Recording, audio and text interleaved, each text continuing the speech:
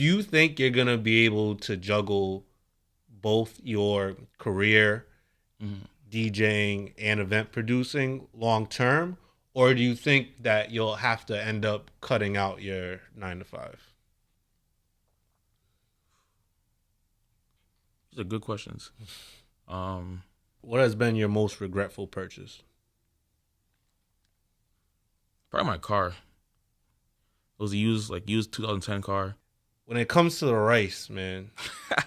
When it comes to the rice, Nigerians or Liberian rice? Unbiased opinion. Who got it? This episode of the Smooth Podcast is brought to you by Rhode Island's #1 black realtor, Sam Albert. Sam Albert has helped several people that I personally know buy and sell their homes, including myself. I bought my first multifamily property from Sam Albert. We all know how difficult it is to buy a property right now, and it's almost impossible to get an offer accepted. That's why it's super important to work with a realtor that not only has the experience, but one that also has a number of listings that you can see before they hit the market. If you already own a home and you're just looking to take advantage of these historically high prices and sell your property, then Sam Albert can also help you with that. He can get you the highest price for your home while making it a smooth and easy process.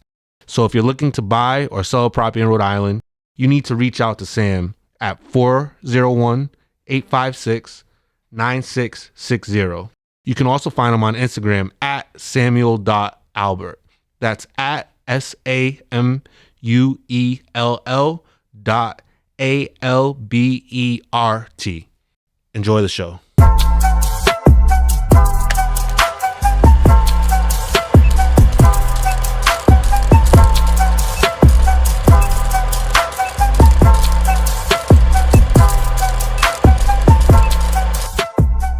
What's going on, everyone? Welcome to the Smooth Podcast, simply motivating others onward through hope.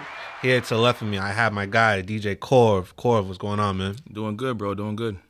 So Corv is fresh off his last link up. I'm going to talk about the time that he thoroughly impressed me as a DJ. We're going to talk about his future endeavors and a couple of popular topics that are going on right now. First and foremost, Corv, where were you born and raised? Providence, Rhode Island, my whole life. Since I was little. North side. All right. And where'd you go to high school? Classical. Classical. A lot of genius people went to classical. Yo, a lot. I ain't gonna hold you. And so how was high school? What kind of student were you? I was like a A+ student, always about school. Yeah. My parents didn't play, yo. My parents didn't play. I was like an A+ student. Like, I was applying to like Ivy Leagues and stuff, but life just humbles you sometimes, you know what I'm saying? So yeah. So you're A+ student at arguably the best school in Rhode Island. Where did you end up going to college? I went to URI. I did biomedical engineering over there. Jesus. That's crazy. So what was like your plan with that? I don't even know. Like in high school, I was big on sports, and then that didn't happen. But I was like just move on to what's next. I actually wanted to be a doctor, and then I got there, and the advisor was like, "Yo, this is like no joke. It's really hard." I was like, "Sheesh, I'm good at math, so I'm just do engineering, see how it goes." And I finished, so yeah, that was good. One thing I do like about math is like there's a right and a wrong answer. That's exactly why it's like, and there's no like ifs, ands, or buts, maybes. Like there's a right and wrong answer, and it's all about methodology and systems. Like if you're able to do one problem a certain way, just because the numbers change, you're still able to do it through the system. Yeah, so exactly. That's why I rock with math. I use that like for everything, events, life. I break everything down to systems and then go from there. See, yeah. And so, when you graduate from URI, are you then trying to become like your next step as like a doctor, or are you like that might require a little bit more than I'm willing to give right now? Like, what are your thoughts after college? So after college, I started DJing in college my junior year. So then I was like, I kind of want to do this like not full time, but like I want to be something. I also need a job, so I went for an engineering job for a little bit. Like a year and a half. It was cool. It wasn't for me, but I always had interest in business. I went back to school for my MBA. I graduated 2022, and then I got a full-time job now as a financial analyst. So you got your master's? Yeah. Yo, congrats to that, man. I didn't even know that. Oh, thank you. Now, is that something that you publicize? I feel like you don't. Nah, it's all about branding, man. Everybody knows me as a DJ, so I just keep it as the DJ. Okay. But I'm always big on like education and like just learning. That's it. Now, throughout my podcast, like the guests thankfully allow me to like apply some pushback, and like if I disagree, I can announce that. If I agree, I can announce that. So, being a DJ that also has his master's degree, if you vocalize that, would you also be able to kind of captivate an audience that was more scholastic, or you don't think the two would mesh at all? I think it's just being a versatile person, really. Like, I've gone from like networking events to going to DJ and like talking in both rooms like it's nothing. So right, it's just about like, for me, I was big on business, so like everything I learned in business school, I applied to like what I actually do with DJing. So it's about like using the knowledge I have in like different areas of life. Right.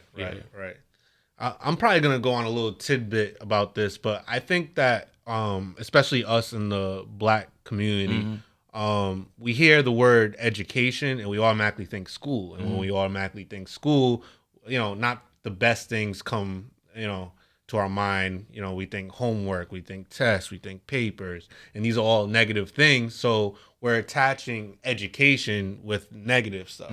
However, the real beauty about education is to become, knowledgeable in something that you're passionate about. That's the only way to get good at anything. Exactly. So we kind of like miss the step where it's like education is more than just the school. Education is the requirement to get to where you want to go through your passion. And I feel like we kind of missed that step. So I'm glad that you found something that you could also apply to your passion of DJing. Yeah, you put into words. Like, I had the idea of going to school for like 2 years, but I was like, it has to be the right time. It has to be like something I want to do. And it just made sense. Like, DJing your own business, go back to business school, get like a business job, so I'm not like hating my job, you know what I'm saying? So that's what I ended up doing anyway. So like, education is important, but also like, don't just do it to do it. Like, it has to be something you're passionate about, and you can like apply it to like different areas of your life as well. Yeah. You gotta see yourself doing it for like the long haul as well. Right. So you started to DJ in college. What even gave you like the courage or the no-so to kind of put yourself out there as a DJ? I just love partying, yo. I was in like every union party freshman, sophomore year, and then junior year, like I would go to the parties. I'm like, I wasn't like bored, but I was like, damn, if I can like be up there and just like controlling the crowd, I feel like I did a good job. And then my boy DMK, he came up to URI. He had like a old janky controller. He gave it to me. I was like, yo, I want to learn. Teach me. Let me keep it. I think the right jog wheel didn't even work. So like the turntable has like 2 platters. The right side didn't even work. So I was just practicing on the left side the whole time. And then that's what started. And I was like, yo, let's go. So DMK taught you? A lot of people taught me. DMK, he put me on. Where's Nasty taught me a lot. Diamond. A Greatness. A lot of people, yo. I just look up to a lot of people. Because before I DJ, like, those are the parties I was going to. I was going to their parties. So it just like happened naturally. And for all those, people out there that might still be in college, how did you balance being that guy that liked to party but also wanted to excel in school as well? Don't sleep. It's really it. Like Friday night, you go hard, I wake up, studying all Saturday. Saturday night going. Saturday, party. Sunday, study all day and repeat. Really it. Gotcha. It's like balancing like, also you gotta be like choosy. Like I wasn't like just going to party. Like I had to know it was gonna be fun, you know what I'm saying? It wasn't just like going out just for no reason, so. Gotcha. Oh, don't party on the weekdays, like save it for the weekend, yeah. Save it for the weekend. Okay, cool. And now you're outside of college. What was your first DJing booking? Was it an event that you threw yourself, or was there a promoter? Was there a venue that reached out? How did your first out of college DJ booking go? I don't remember. Cause that's like, it's a good segue into why I started like doing my own events. Cause like in college, like you're the man. You like, people are on campus, they're gonna come to the parties. Now you're graduating, new world, no one knows you. I'm like, I know what to do. So what year was this? 2019. Jesus. So I was just like doing a lot of. I am getting old. Go ahead. So I was doing a lot of work with Israel Busu. I was his DJ. Yeah. So we just do a bunch of shows and people would see me DJing like opening sets there. they'll start booking me like different places. I was just doing like calm stuff. I did like a few like Broad Street gigs, but nothing crazy. Just trying to get my name out there, really. Yeah. And then for me, I started seeing you do a lot of the Stay Silent events. Like I started seeing your name on that. Like I mean, I started doing events 2013, right? So like, it is kind of tough for me to kind of like give an ear to like a new DJ, just because like there's so many DJs out there. It's like, oh, like I like my little set that I cater to or whatever. But I did see your name pop up a lot, which is also good to mention when you are an up and coming DJ. At first, it is definitely not about the money. It is about the look. If you know how to play the look into your advantage. The look is not necessarily being on every single flyer that comes your way. The look is, however, if you know it's a really dope event that's coming up, you can reach out to the event curator, reach out to the venue, reach out to the promoter. Hey, can I do a 30-minute set? You do not have to pay me. Very little promoters, very little venues are going to say no to that. So even if you're DJing and there's like 5 people there, guess what? You still get to meet the heavy hitter DJs that are there. You get to mingle with the promoter who will probably, more than likely, if you're nice, will book you in the future. You just have to like really have a foresight of, taking stepping stones, and I can do this right now to set myself up for the future. There's so many DJs out there that are trying to get a name, but they're also trying to get a bag too, which I don't think coincide at the same time, What are your thoughts on that? Nah, I agree. Like, when I started, I was doing gigs for like 50, 100, 2-hour, 3-hour sets. Like, dead parties, dead rooms. I'm doing them just because, like, I love DJ. I want to get my name out there. I actually started a group, West African Collective, in like college. We did a crazy free party, and then we did a party for like 5 people, bro. 5 people. And I just kept going from there. Like, I think it was a group of like 10 of us, and I'm like, I can tell everybody's discouraged, but I was like, that shit's not gonna happen again. So I just like started working from there. Yeah. And I'm doing the dead rooms. I'm doing 10 people, 15 people rooms, but like I'm going hard. Like, you would think like 500 people in the room, just going hard. And letting it work from there. And like those 5-10 people, you never know. Like, there might be a major DJ or another like major promoter in the room who's gonna be like, yo, you need to be so and so. And that's kind of how I started networking too, like meeting other people, meeting other promoters. That's probably how I met you, just like being, you're probably just there at like the right time, and then just going from there. So I agree with what you're saying. It's like you gotta start small, but like also go hard. People are gonna see like the passion. Like if you're doing a small room and it's dead, like don't be there like a frowny face, like on your phone. You gotta be in there like actually enjoying the party. Like they gotta see that you love this stuff, because like you can't do a 10-person room. You're gonna flop 100, 200-person room, and then people are gonna leave, and then people are gonna attach that to your name. Like, you don't want all that stuff. So that's what I think. And I agree with everything you just said. And at the end of the day, I feel like promoters, they for whatever reason, I really don't know the reason, but for whatever reason, like when the word promoter comes out of someone's mouth, it's always like almost in a negative term. I don't know why, but it's just like that's how it is. But they're really the ones that are networking and are making these events happen.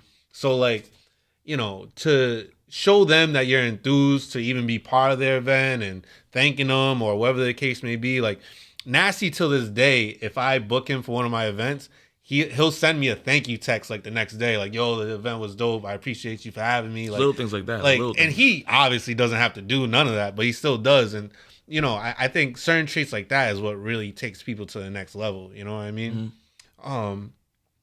Something else I wanted to bring up, the whole kind of like Afrobeat and like African culture and as a whole being at the forefront right now.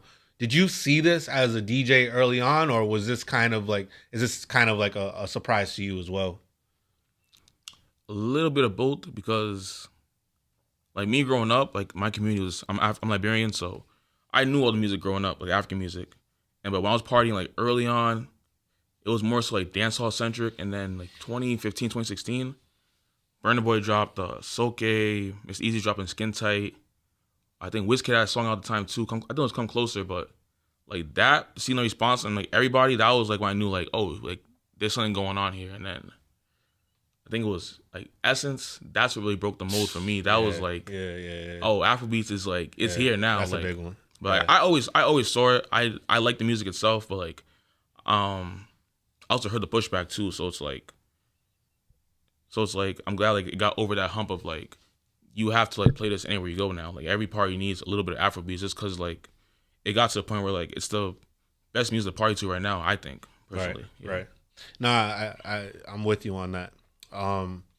And when starting the link up, you know, first let's talk about like your transition from like a DJ to having like an event kind of group. I don't know, you know, I don't want to put words in your mouth, but what would you call like your event structure? Would you call it a group? Would you call it a collective? Would you call it like a LLC? What would you call your event structure? So when I did it, the structure, I kind of got inspired by like, I took a trip to New York, summer 2020 or 2019, one or two, like after COVID, and every DJ there had like their name, but then also their own like event brand that was separate from them. So the structure is like, it's DJ Corv, but like, then like my events are Up PVD, but I never be like, oh, DJ Corv presents. Like I don't know people know I'm the face of that brand. Like I just let it be its own thing, let it grow on its own. While I also do my own thing as a DJ as well. So that's how it's like the structure goes. But I do have the LLC. I do have like a team as well. But we let the brand grow like as its own name. And how did you decide who to put on the team? So when I started it actually started out as Be Smooth, ironically. So it started out as like Be Smooth, and then there was a link up was like an R&B game night at Troop. It was a dope event. I had it set for like monthly, and then COVID hit that like March, and I had to like cancel it. And then we didn't do an event for like almost year and a half. And then my girlfriend, still with her right now, so she's basically number two.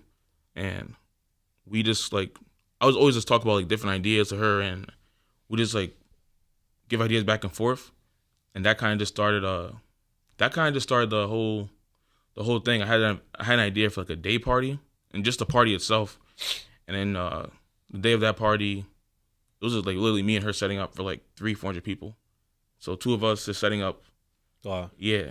And I had like my brother and sister. My sister did door. My brother does like photography and stuff, so he helped with the graphics. And then my boys, Wango and Albert, I would just like consult with them all the time. Yeah. About stuff. So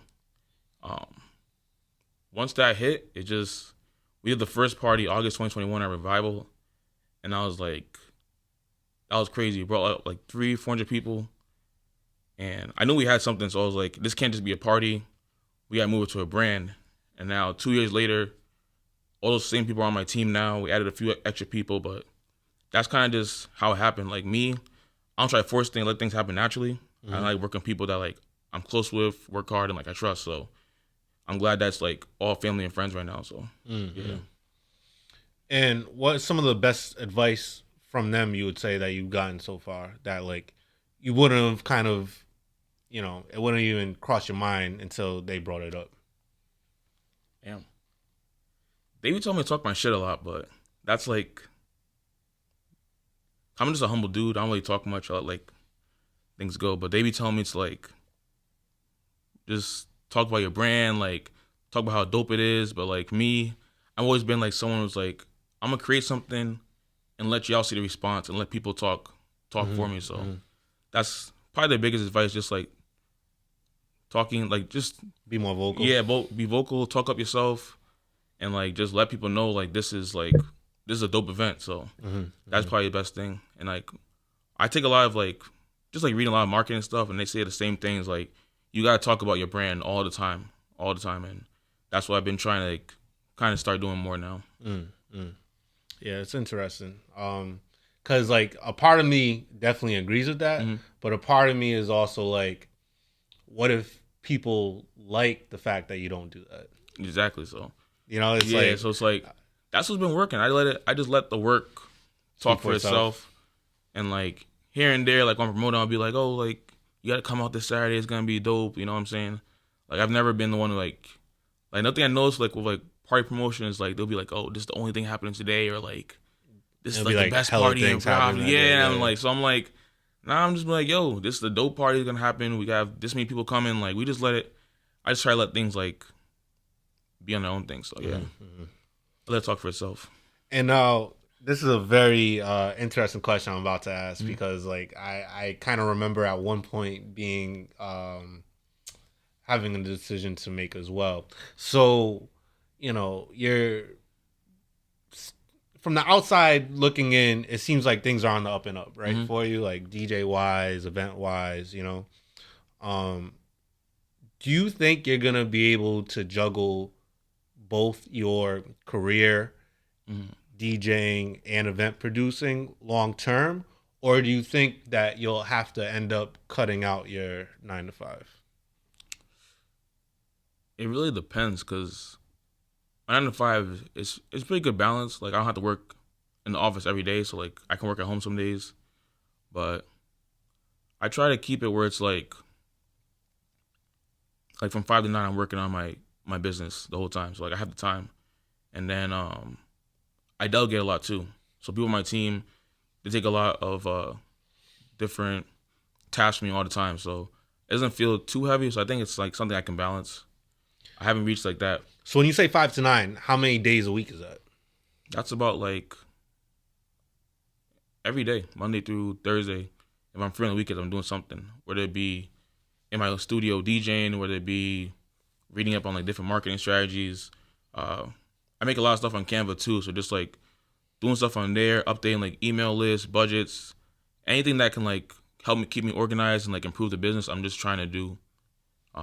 So that's pretty inspiring because I think that takes a lot of like discipline, right? To like kind of work on that for 4 hours a day. And it's funny that you say that because like I've like recently somewhat had to incorporate that with like VL and stuff like that. And it's just interesting how like you already have it, and that's pretty admirable. Yeah. For like your ultimate kind of goal with the link up, what would you say would be like the pinnacle or like the top kind of notch that you want to reach? I'm not even sure. We're just like ultimate dream would be to like make it like a staple where people like they feel they have to go to this event every year. And I don't want to put a size on it, but like I just want it to be like impactful where people feel like they get something from the party, they have like genuine fun, and it becomes something where like people come down to Providence for it, you know what I'm saying? So like something that like shows more of like what Providence has to offer, and whether that be 500 people, 1,000, 3,000, 5,000, doesn't matter to me as long as like this brand just stays impactful towards the community, the creative scene, and like just opens doors for anybody involved, whether it be me, people on my team, and the city in general, just to get like those looks that they do deserve, I think. And in general, outside of the link up, how do you measure success? Good question. I try to keep like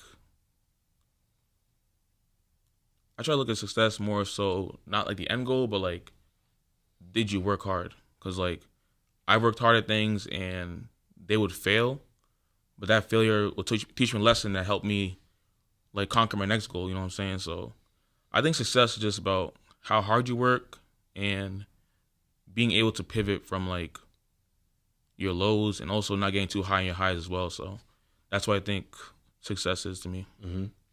I agree with what you said. To me, like success is like the journey. It's not like the end goal. Yeah. And I'm learning. I've been learning that, but like it's even more ingrained now that it's definitely the journey, not the end goal. Would you rather be loved or respected? I would say respected. And why is that?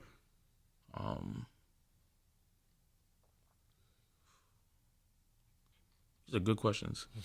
I feel like respect just comes with like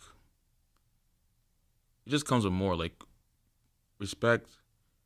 I feel like with respect, people won't like try to cross you or they look up to you a certain way. Like respect, I feel like you're more like a role model to people. Okay. But with love, like anybody can love you, you know, like your mom, dad.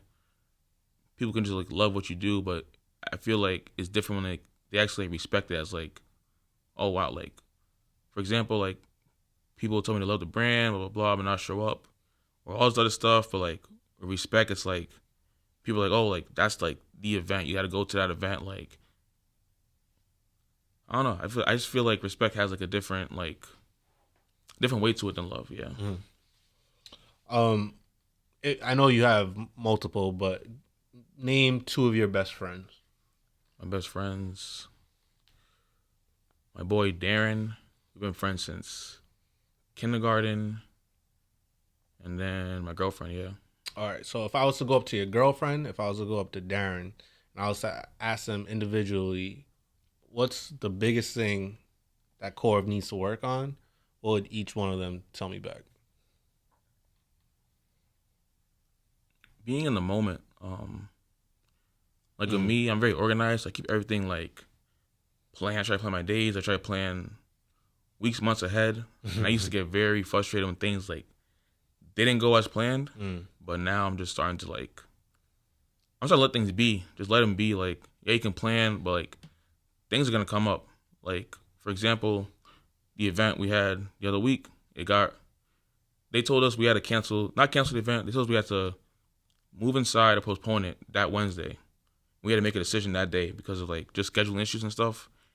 And I think like me a few years back would have been like, nah, like forget all this, just cancel the event. But like we sat down with the owners for hours, planned everything out, and it was still a successful event. So like just learn to be present in the moment. Also just being able to like pivot if like your plan doesn't go like as you planned it out.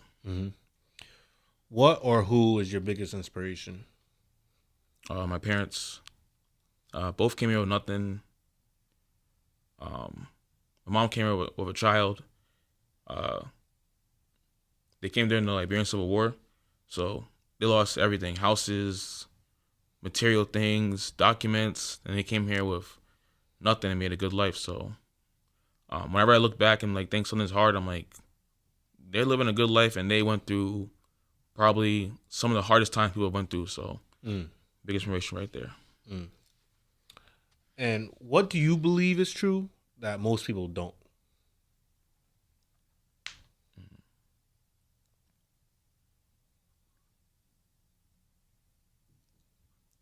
I think just like, my friends talk about this all the time. Like, you know how like people say they want to live through like experience, learn things. I think just being wise and knowledgeable and like taking other people's experiences and advice and like applying it to you to avoid like bad situations. I feel a lot of people like hear advice and they're like, either that won't happen to me or like I gotta see it for myself. And I think that's gonna take big of me, just not just being like smart in different situations. Not like if you see something that doesn't feel good or people are telling you that's not good, like I just try to like avoid it and try to, you know, take the more like.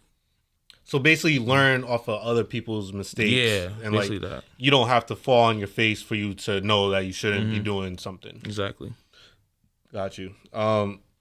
If you could live in any city, what city would it be and why? I think it'd be here, to be honest. I'd pick a different one, or it can be here. No, if that's how you feel, yeah. It'd be here. I think like from when I started like just going out and seeing how like the creative scene and like the city itself has grown, I think we're starting to like really like become a major city. And like we're between Boston and New York, it's not a far drive. Like we're easy to like, you can travel anywhere you want and like come back. And I think we have a good culture here. Like this is like the only place I know I can go to and like be with like Africans, Caribbeans, white people, Asian people, whatever. And like to me it's fine. But when I go travel somewhere else, it's like I feel like I go to different cities, like I'm in different like niches. It's not like as diverse, and I just love diversity. I love being able to learn from different people. And I feel like Providence is like one of the best places to do that because everything's close, everybody can know each other, so like you can like easily reach out to somebody and try to learn something new, and that's what I like about being in Providence. What's thus far? What has been your most regretful purchase? Probably my car. It was a used 2010 car. It still lasts, but like the amount of repairs I paid for that, I might as well just buy a new car. Might as well just buy a new one. Yeah. Got you. When it's all said and done, how would you like to be remembered? Somebody who worked hard, a good leader, and inspired others. Okay. And do you have any questions for me? Questions for you.